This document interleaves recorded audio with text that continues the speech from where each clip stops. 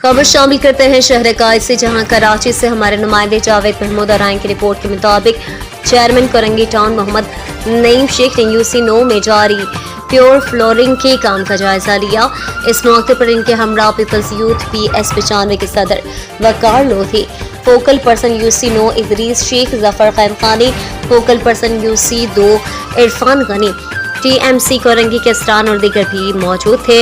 इस मौके पर चेयरमैन कोरंगी टाउन मोहम्मद नईम शेख ने कहा कि पाकिस्तान पीपल्स पार्टी बिला इम्तियाज तफरीक अवामी खिदमत इबादत समझ कर रही है, जो अहलियान कोरंगी के दिलों में घर कर रही है।